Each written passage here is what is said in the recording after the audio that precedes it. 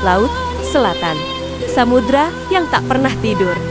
Di balik deburan ombaknya yang memukau, tersimpan sebuah kekuatan yang membuat siapa saja menundukkan kepala.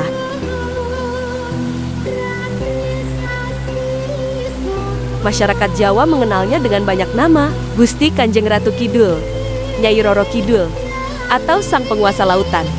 Selama berdebat, namanya diucapkan dengan rasa hormat, sekaligus rasa takut. Namun, siapakah dia sebenarnya? Apakah dia sesosok dewi yang menjaga Nusantara, atau arwah penasaran yang menuntut balas dendam? Duduklah dengan tenang. Malam ini, kita akan menyelami kisah sang ratu. Dari awal mula ia terusir, hingga takhta gaib yang ia bangun di dasar samudra.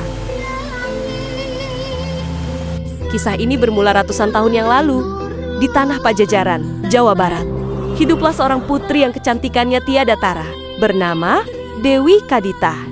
Ia adalah putri kesayangan Prabu Siliwangi. Sifatnya lembut, bijaksana, dan digadang-gadang akan menjadi penerus takhta. Namun, istana bukanlah tempat yang sunyi dari dengki. Para selir raja terbakar cemburu. Mereka tidak rela jika seorang wanita menjadi penerus tahta.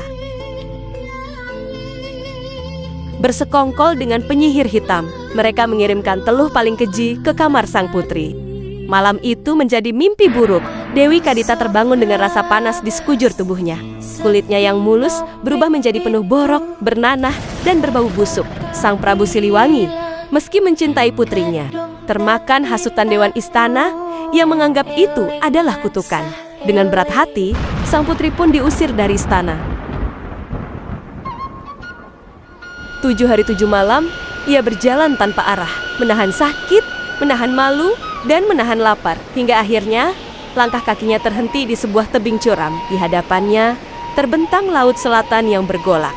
Di titik keputusasaan itulah, ia mendengar bisikan gaib. Menceburlah, maka kau akan sembuh. Namun tak akan pernah kembali menjadi manusia. Tanpa ragu, Dewi Kadita melompat. Dan benar saja, begitu air samudra menyentuh kulitnya, segala penyakit itu sirna. Ia kembali cantik, bahkan lebih bercahaya dari sebelumnya. Namun, ia tidak mati. Ia moksa. Ia bangkit sebagai Ratu Lelembut, penguasa kerajaan gaib di dasar laut yang kini kita kenal sebagai Nyi Roro Kidul. Kekuasaannya tidak hanya berhenti di laut. Berabad-abad kemudian, saat Panembahan Senopati sedang bertapa untuk mendirikan kerajaan Mataram Islam, kekuatan tapanya membuat laut selatan mendidih. Ikan-ikan mati, ombak mengamuk. Hal ini memancing sang ratu keluar dari istananya. Pertemuan itu melahirkan sebuah perjanjian politik spiritual. Sang ratu berjanji akan membantu menjaga ketentraman Mataram dan keturunannya.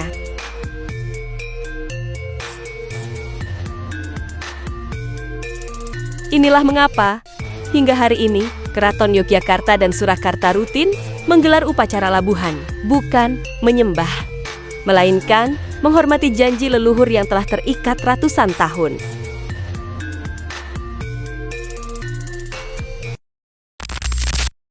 Jejak sang ratu tak hanya ada di buku sejarah. Di Pelabuhan Ratu, Sukabumi, ada sebuah kamar yang tak pernah disewakan untuk manusia biasa. Kamar 308 di Grand Ina Samudra Beach.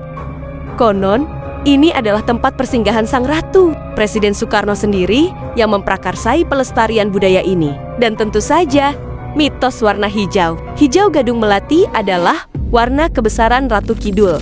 Masyarakat percaya, siapapun yang memakai warna ini di pantai Parangtritis atau Pelabuhan Ratu akan terlihat mencolok oleh pasukan gaibnya dan ditarik untuk dijadikan abdi dalam di dasar samudra.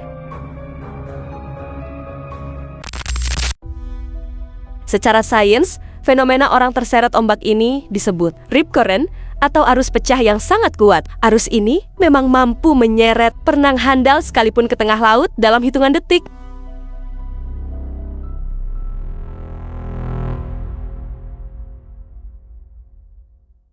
Namun, bagi masyarakat Nusantara, logika sains dan mistis seringkali berjalan beriringan. Nyi Roro Kidul adalah simbol bahwa alam memiliki kekuatannya sendiri. Ia mengajarkan kita untuk tidak sombong saat berada di hadapan samudra luas. Entah Anda melihatnya sebagai legenda, sejarah, atau sekadar cerita pengantar tidur, Laut Selatan akan selalu menyimpan misterinya. Saya Arvi Story, sampai jumpa di kisah berikutnya.